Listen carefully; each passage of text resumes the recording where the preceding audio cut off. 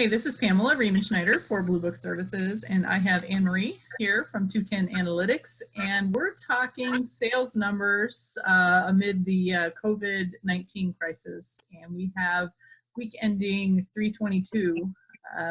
Last week we talked about this, and we thought we would see another week of gains for produce, but it turns out we're seeing a big plateau.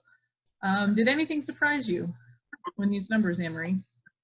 Yeah, so the first numbers I typically have access to are the meat numbers, and they jumped from 7% to 77% to 91%. And so before I saw produce, like you, I kind of was expecting that weekending of March 22nd to be really big for produce as well, for fresh produce. So yeah, I was a little bit surprised to see that plateau. Now, to be 40% roughly above normal volume is hardly bad. But yeah, I personally was expecting to be over the 50% point just because of what is happening in some of the other categories. So yeah, I was surprised.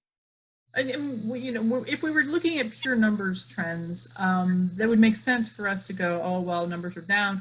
But when you add the whole picture of what's going on with retailers in the US right now, last week was also the week that we started seeing enforcement of social distancing, where retailers were limiting the number of people that can go into the stores.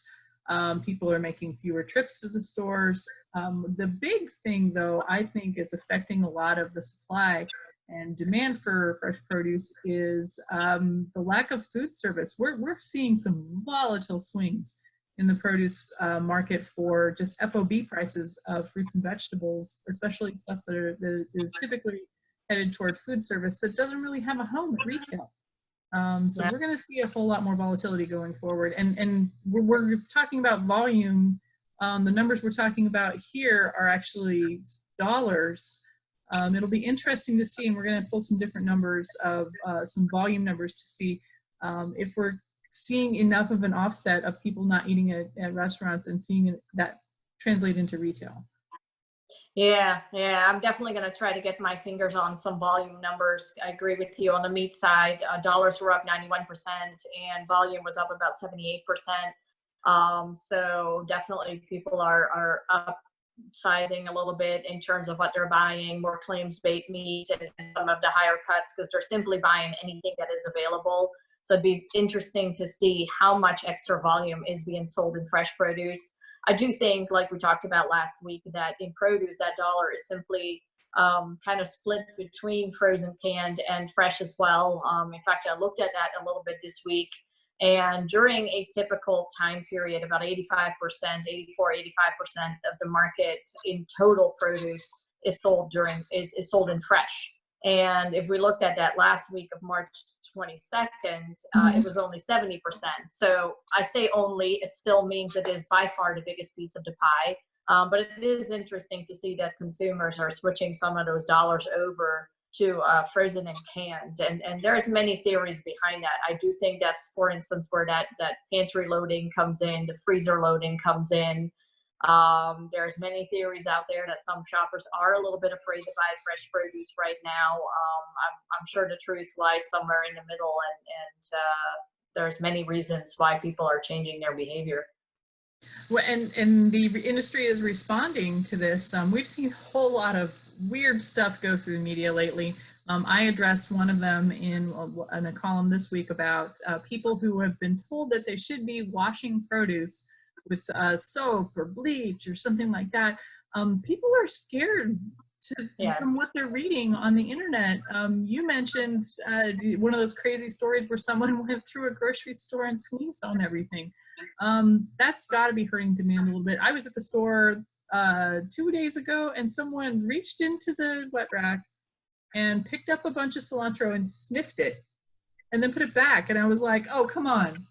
How is sniffing cilantro going to help you pick a better bunch of cilantro? And especially not right now. Okay, just don't. Yeah. But you know, Pamela, people have always kind of picked produce that way, right? You pinch it, you smell it, you weigh it with your hands, and I think, you know, as much as we're able to communicate to consumers right now, I think it's very important to tell people wash your hands before going to the store as well as after going to the store. Try to minimize your pinching desires, Mm-hmm. you know. But I Well, and also you've find, seen something in deli that could yeah, apply to what we're seeing in produce. We've talked before about consumer attitudes toward packaging, and I think right now, just like parents who are working at home with their kids, we're just letting things slide right now. We're letting it all go, and I think people are letting go of the plastic concern that was really ramping up.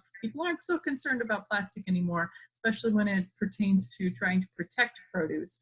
But you saw some numbers in deli where retailers pivoted toward yeah. a new strategy that could work for produce. What was that? Yeah, so I was looking at deli, and whether I look at cheese, meat, or deli prepared, obviously a lot of the retailers don't want so much interaction between associates and consumers, or even have the manpower right now to man those counters. So what's happening a lot is they're creating grab and go solutions.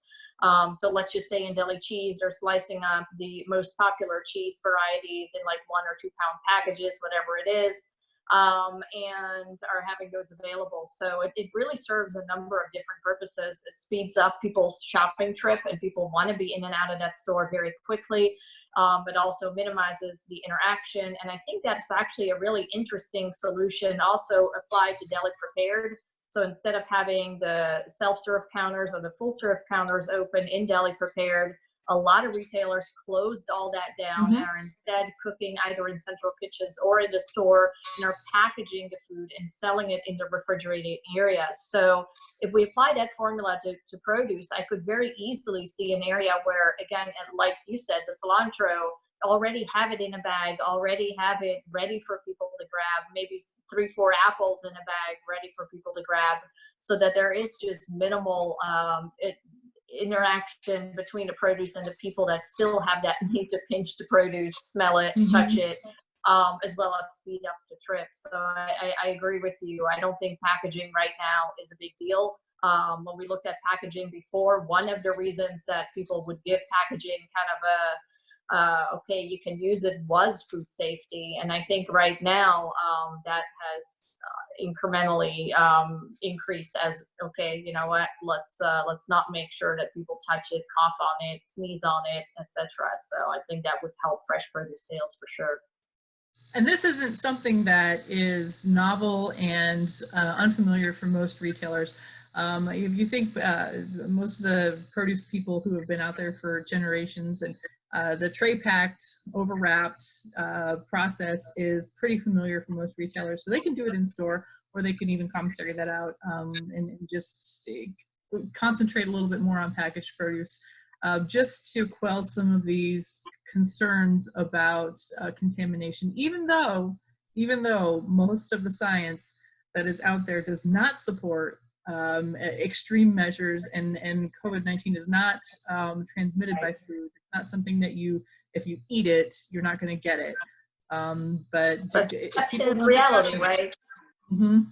Yeah, People, so perception is reality. And so if consumers have that fear, obviously, yes, as an industry, we need to educate where we can. But obviously right now, that's a difficult thing to do, as we're simply trying to keep operations going. So yes, I would agree with you. Maybe some packaged options is the better way to go right now. all right. Well, we'll check in next week to see what I pretty much think that the plateau is going to continue. Hopefully fresh produce will remain up there, and we'll hopefully get hold of some volume numbers to try to see how we're offsetting all of that stuff that should be going into restaurants that is not.